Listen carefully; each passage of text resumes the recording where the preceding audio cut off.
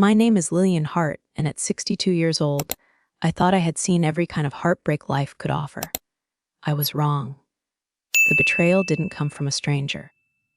It came from the people I had loved and protected the most. My own husband, and the young woman I had welcomed into my family as a daughter. It started with a phone call on an ordinary Wednesday morning. Ava, my daughter-in-law's older sister, asked to meet for lunch at my home.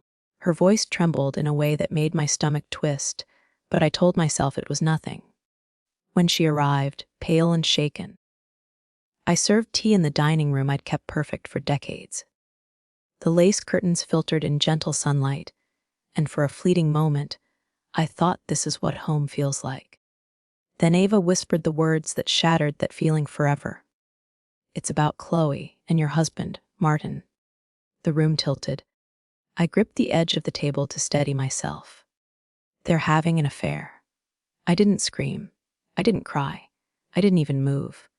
I just sat there, letting the words sink into my bones. 40 years of marriage, a lifetime of loyalty, and this was how it ended. But in that stillness, something inside me shifted. Not rage, not grief. Resolve. Because if they wanted to play a game, they had no idea who they were playing against. Betrayal can steal your breath, but it also shows you who you really are. Sometimes the people you love most can become the ones who cut the deepest. And in that quiet moment after your world cracks, you realize that survival starts with silence and planning.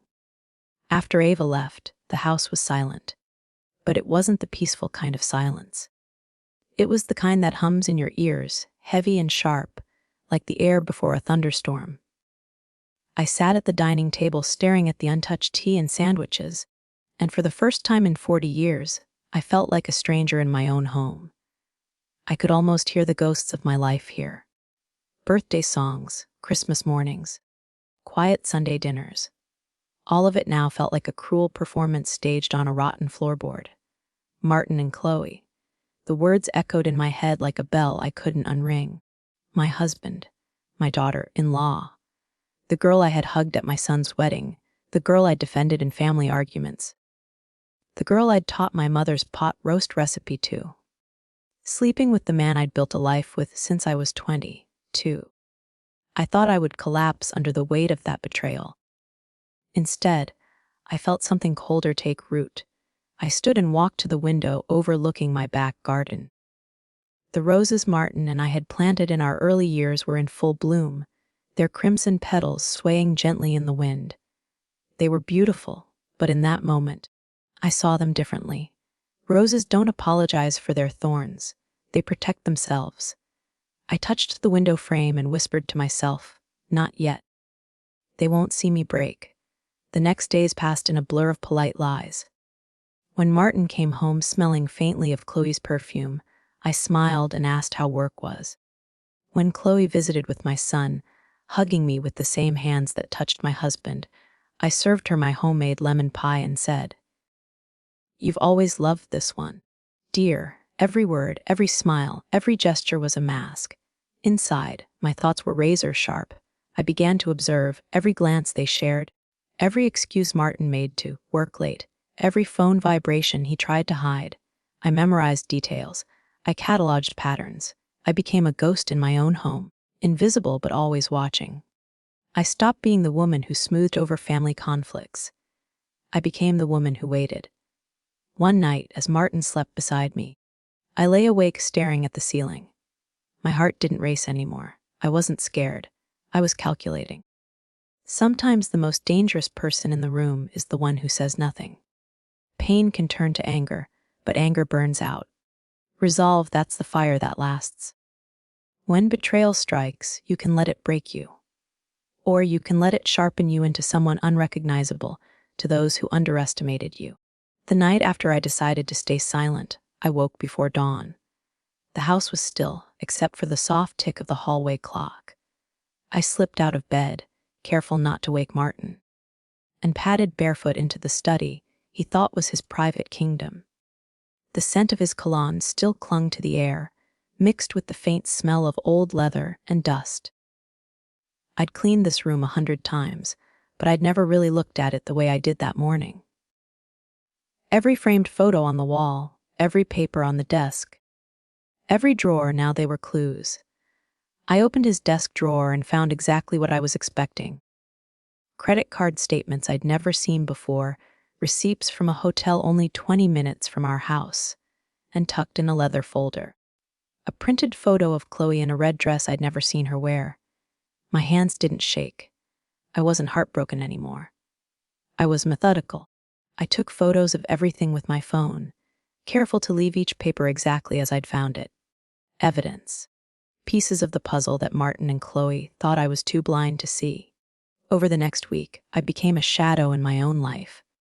At breakfast, I buttered Martin's toast and asked about his meetings, smiling as if my world hadn't cracked. In reality, I was taking note of every lie, every time he forgot to call, every faint trace of Chloe's perfume that followed him home. When Chloe came by with my son, her bright smile and perfect hair felt like a knife twisting between my ribs. But I leaned into the role she expected, the warm, knave mother-in-law. "You're looking lovely today, Chloe," I said one afternoon as I poured her tea. "Thank you, Lillian," she replied, tilting her head like a cat soaking up the sun. She had no idea that I'd already printed out her hotel receipts and tucked them neatly into a folder labeled plan. At night, I lay in bed beside the man I once trusted with my whole life and whispered to myself, "You think you're winning, but the game hasn't even started." I knew the day would come when I wouldn't just be a silent observer. I would move, and when I did, every piece of their fragile little scheme would crumble. Betrayal can make you feel powerless, but the moment you stop reacting and start planning, the power shifts. Silence doesn't always mean defeat. Sometimes it's the sound of a storm gathering strength. And when it breaks, the ones who underestimated you will never see it coming. The morning I decided to move was quiet, eerily quiet. Martin had left early, claiming he had a breakfast meeting. I knew better. I'd memorized Chloe's work schedule by then, and I knew that Wednesday mornings were her late start at the design studio. I stood in the kitchen, hands wrapped around a warm coffee mug, staring out the window at my backyard. The oak tree we'd planted on our 10th anniversary stood tall and solid, scarred by decades of storms but unbroken. Like me, I thought, this wasn't just about revenge anymore. It was about reclaiming the life and dignity that had been quietly stolen from me. The first thing I did was visit Patricia Monroe, the sharpest divorce and estate attorney in the city. Her office was nothing like the cozy, wood-paneled firm Martin preferred. It was sleek, glass-walled, modern, built for battle. She leaned forward, listening as I laid out the entire story in a calm, measured voice. My 40-year marriage. My husband's affair with my daughter-in-law. The quiet betrayal happening right under our roof. Patricia's sharp eyes didn't miss a flicker of emotion in my face. "You've already started documenting everything, haven't you?" she asked. I slid the folder across her desk. Hotel receipts, credit card statements, a photo of Chloe in that red dress. Patricia flipped through it slowly, nodding with the satisfaction of someone watching a plan take shape. "You're good," she said. "You're calm. That's how people win." Her words settled in my chest like steel. The next week, I became two versions of myself. The perfect wife and mother, smiling through Sunday dinners, baking pies, and asking about everyone's day. The silent strategist, scanning bank records, photographing documents, and quietly locking down my own accounts. Every night, lying next to Martin, I felt like I was sleeping beside a stranger. He'd kiss my forehead like always, but now I could smell Chloe's perfume clinging to his shirt. I no longer flinched. I was past hurt. I was building the exit that would crush him and her without a single raised voice. The final step of my opening move was financial protection. I visited the bank my grandfather had used, where old family accounts still rested. I transferred certain holdings into a protected trust, one Martin couldn't touch without my consent. As I signed the papers, the banker, an older man who'd known my family for decades, gave me a look of quiet respect. M's Hart, or should I say Mrs. Hart, you're making a smart move. I smiled softly. I've learned that survival favors the patient. That night, Martin came home whistling. He thought his secret life was thriving. He kissed my cheek, and I tasted the faintest hint of wine, Chloe's favorite Sauvignon Blanc. I set his dinner in front of him, warm and comforting, and said, "You've been working so hard lately. I hope it's paying off." He smiled, oblivious, and my heart didn't ache this time. Because I already knew soon. He'd lose everything he thought he owned. The first step to reclaiming power after betrayal is silence. Not the silence of weakness, but the silence of strategy. People who betray you expect an explosion. They never expect a storm they can't see until it's too late.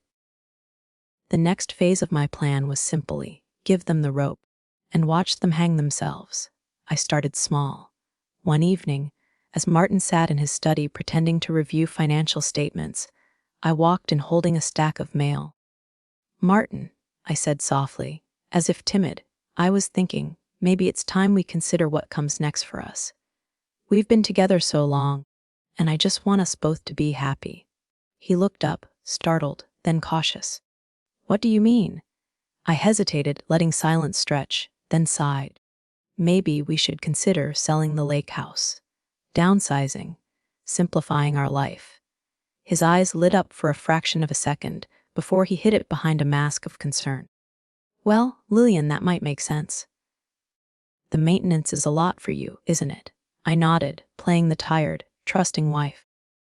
What he didn't know was that the lake house was tied to my family trust, and any sale required my sole authorization. He thought he was being handed a gift. I was handing him a test. 2 days later, I forgot my phone on the kitchen counter when Martin thought I'd gone for a walk. From the hallway, I heard his voice, low and urgent, speaking to someone on the phone. I didn't need to guess who it was. "She's finally talking about selling the lake house. Yeah, once that's done, we can make our move." I smiled to myself. Every word was another nail in their own coffin. That weekend, Chloe came over for Sunday lunch with my son. All false sweetness and expensive perfume. She flitted around my kitchen like she owned it, complimenting the roses on the table, the same roses I had cut that morning. As I set the pot roast down, I said casually, "I've been thinking of simplifying, selling some properties. Maybe moving into something smaller once Martin retires."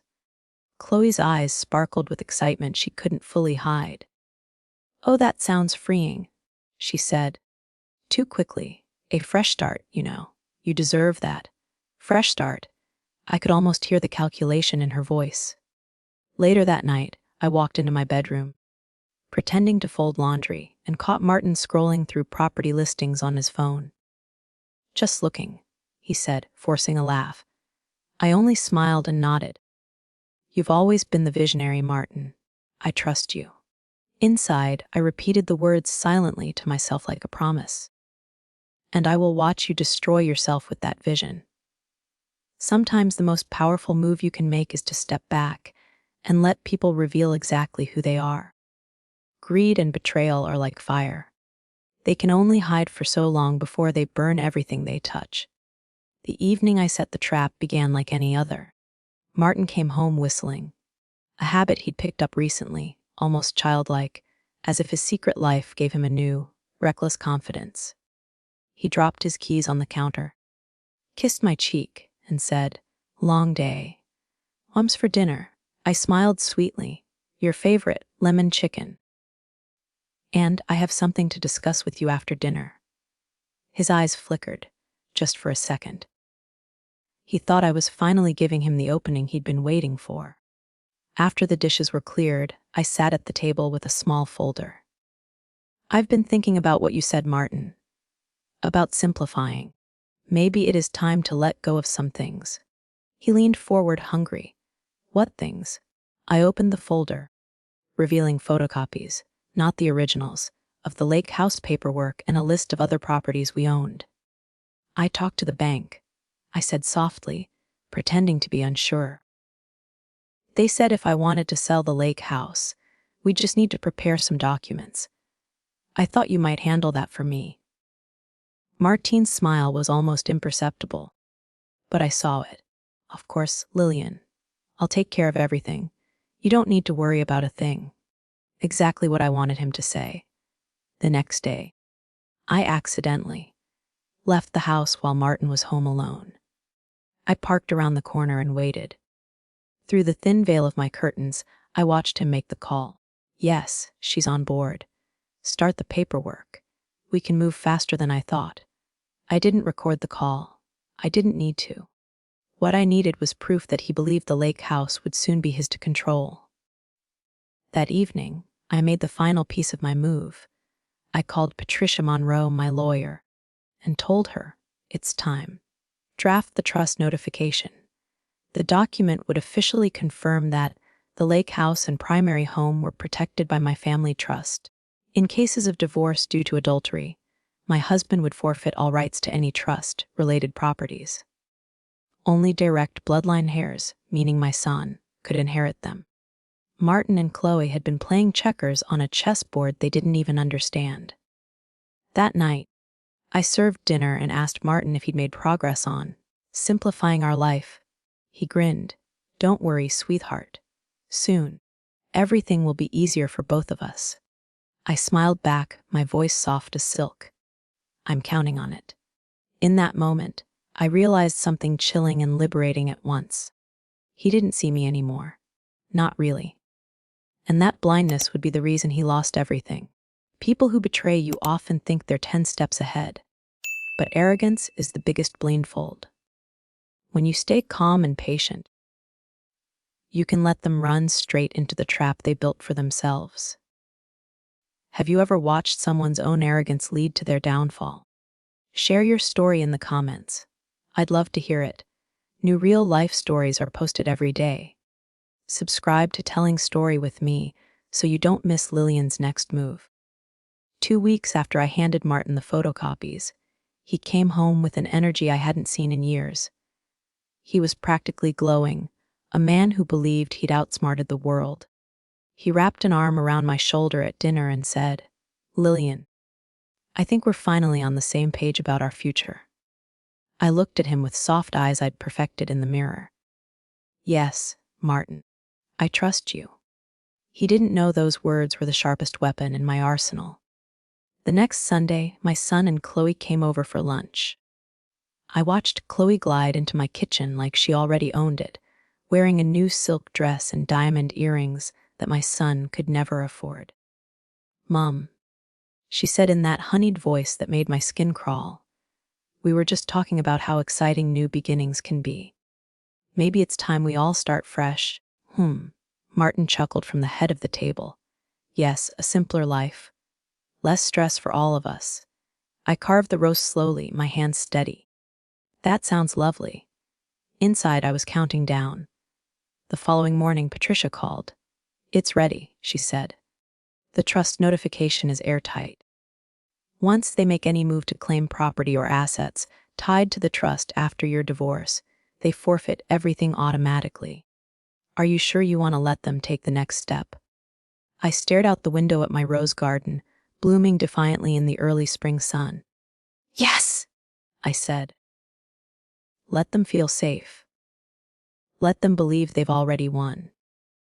Because when you take everything from someone who thinks they're untouchable, the silence after the fall is the sweetest sound. That night, Martin slid a stack of papers across the dinner table. "Just sign here, sweetheart. This is for the lake house listing. It'll make things easier for the both of us." I picked up the pen with a serene smile, signing in the wrong spot on purpose, knowing the document would never survive legal scrutiny against the trust. Chloe leaned toward me with a grin she couldn't hide. "Oh, Lillian, this is going to be so good for you. A whole new life." I held her gaze, my own smile calm and kind. "Yes, dear. A whole new life." That night, after they left, I went to my bedroom window and looked out over the garden. I wasn't just surviving anymore. I was orchestrating. The storm was almost ready to break, and when it did, the world they'd built on lies would come crashing down in a single, perfect moment. The sweetest revenge isn't loud. It's silent, deliberate, and timed to perfection. People who build their happiness on your pain always forget one truth: the higher they climb on lies, the harder the fall when truth arrives. The day the storm broke was a Tuesday morning. The house was silent except for the soft ticking of the grandfather clock in the hall. I was drinking tea at the kitchen table when the doorbell rang. When I opened the door, my son stood there, his face pale, his hands trembling around his phone. "Mom," he whispered, "I don't know how to say this. I found out about Dad and Chloe." The words hung in the air like smoke. I had waited for this moment, but seeing the devastation in my son's eyes twisted my heart. "I'm so sorry, sweetheart," I said, pulling him into a hug. "I've known for a while." He froze. "Pulling back, you knew." I nodded slowly. "And I've been preparing." That afternoon, I invited him to sit in the living room. On the coffee table, I placed a thick folder, the culmination of weeks of silence, observation, and patience. Inside were hotel receipts, credit card statements, photographs of Martin and Chloe together, and, at the very top, the trust notification prepared by Patricia. My son flipped through the evidence, his hands shaking. His breathing grew unsteady as he saw his wife's betrayal laid bare in black and white. "Mom, they were planning to take everything from you." "From us?" "Yes," I said softly, my voice calm like the eye of a hurricane. "But they forgot who this house, and this legacy, really belongs to." That evening, I called Martin and Chloe and told them we needed a family meeting. They arrived together, smug and relaxed, like a couple ready to claim victory. Chloe's perfume entered the house before she did. She sat across from me, crossing her legs elegantly, while Martin hovered behind her like a silent shadow. "So," I began, my voice warm. "I wanted to talk about the future of this house." Chloe's smile widened. "Oh, Lillian, we've been thinking the same thing. A fresh start for everyone. It's going to be wonderful for you to downsize, and Martin and I can move in." I finished for her, my tone now cool as steel. Her smile faltered. "Well, yes. I mean, eventually." I slid the trust document across the table. Read it.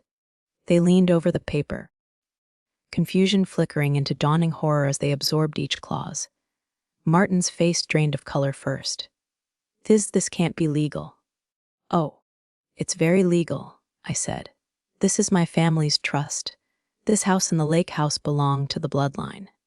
In cases of divorce caused by adultery, the guilty party forfeits all rights to property. And Martin," I looked him straight in the eyes, "you and Chloe made sure this divorce qualifies perfectly." For a long moment, the room was so silent I could hear the rain tapping against the window. Then Chloe's voice cracked like glass. You can't do this to us." I stood calm and deliberate. "I didn't do anything to you, dear. You did this to yourself." All I did was wait and watch. Martin tried to speak, but no words came. He finally understood that the life he thought he'd stolen was built on sand. As they left that night, silent, pale, and defeated, I closed the door behind them and felt something I hadn't in months: peace. It wasn't loud or triumphant. It was the quiet, solid peace of a woman who had taken back her life without raising her voice. True strength doesn't always roar. Sometimes it waits, plans, and strikes with precision. People who betray you often dig their own graves. You just have to let them. 3 months had passed since the night I closed the door on Martin and Chloe. The house felt different now, lighter. Every room that once echoed with betrayal was slowly being filled with my own laughter, my music, and the scent of lavender from the garden. The first morning I woke up alone. I thought I would feel empty. Instead, I felt free. I cooked breakfast just for myself. I played the old vinyl records Martin hated. I sat on the porch with a cup of coffee, watching the sunlight spill across the roses, and for the first time in decades, I realized this life belongs to me. I began rebuilding in quiet, deliberate steps. I turned the small downtown condo, meant to be my consolation prize, into a refuge for women leaving toxic marriages. a place where someone could stay for a few weeks while they figured out their next move. I joined a local book club and gardening group, rediscovering the simple joy of conversations that didn't come with hidden knives. And I started journaling every night, not about betrayal or revenge, but about gratitude, for my freedom, for my son's strength, and for the peace I had earned. My son visited often, and every time, I could see the weight lifting from his shoulders. He had filed for divorce from Chloe and finalized it swiftly, thanks to the mountain of evidence I'd provided. He told me one evening over dinner, his voice quiet but firm, "Mom, I'm starting to understand the kind of love that lasts. It's not the loud, flashy kind. It's the kind that shows up every day, even when no one's watching. The kind you gave us." Beside him, Ava, Chloe's older sister, smiled softly. Over the months, the two of them had grown closer, bound by honesty and shared wounds. I saw something healing in their connection, a second chance for happiness growing from the ashes of betrayal. The final closure came unexpectedly. I was in my garden one afternoon when a car pulled into the driveway. It was Detective Monroe, the officer handling the fraud case against Martin and Chloe. "They've both taken plea deals," he said. "Martin for financial fraud, Chloe for identity theft and insurance fraud. No prison time for Martin, but heavy fines and probation. Chloe, she wasn't so lucky." I nodded, feeling no triumph, just a quiet release. As he drove away, I whispered to the wind, "It's over. Truly over." That night, I hosted a small dinner in the garden. Candles flickered among the roses, and the evening air smelled of spring. My son raised his glass, his voice steady and warm, to Mom, who showed us that strength doesn't have to be loud, and that starting over isn't failure. It's freedom. I felt tears prick my eyes, but this time they weren't from pain. Because the storm that had once torn my life apart had also washed me clean, leaving only the woman I was always meant to be, independent, whole, and finally free. Surviving betrayal isn't just about letting go of the people who hurt you. It's about reclaiming yourself. The dreams you buried, the voice you silenced, the life you almost forgot you deserved. When you finally step into that life, you realize the most powerful revenge is living in peace, untouched by the chaos you left behind. Have you ever walked away from a toxic chapter and built a life that finally felt like yours? Share your story in the comments. I'd love to hear how you reclaimed your happiness. New real life stories posted every day. Subscribe to Telling Story with me to never miss a story that inspires strength and healing.